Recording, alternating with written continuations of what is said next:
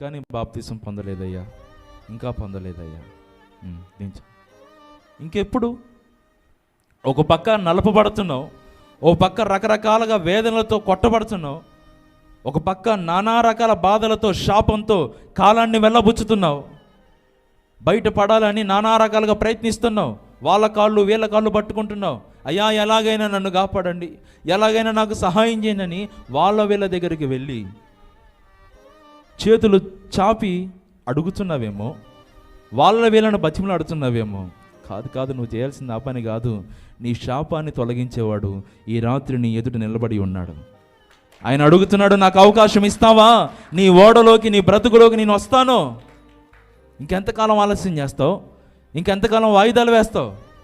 ఓడ బద్దలు కాక మునిపే, అంటే ప్రాణం పోక మునిపే, పరిస్థితులు చేయి దాటక మునిపే ప్రభువుని నీ జీవితంలోకి ఆహ్వానించు.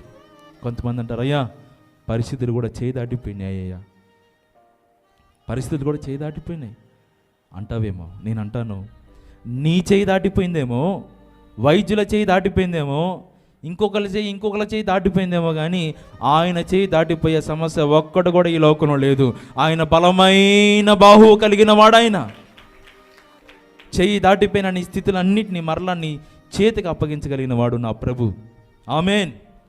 కాబట్టి నీ కుటుంబం బాగుపడాలంటే వాస్తు సిద్ధాంతి దగ్గరికి వెళ్తే అతను మీ ఇంట్లో అడుగు పెడితే మీ కొంపలో, మీ ఇంట్లో దరిద్రం కాదు.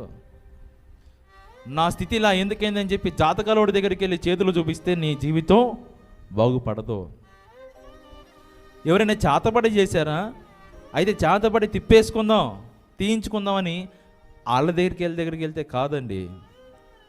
నువ్వు శాతపడి చేసి నీ జీవితం అట్టయినా, నువ్వు కోరి శ్రమలు తెచ్చుకున్నా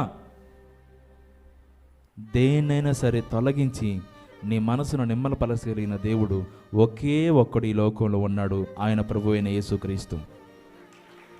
హల్లెలూయా. ఇదిగో నా బ్రతికే అందుకు సాక్ష్యం.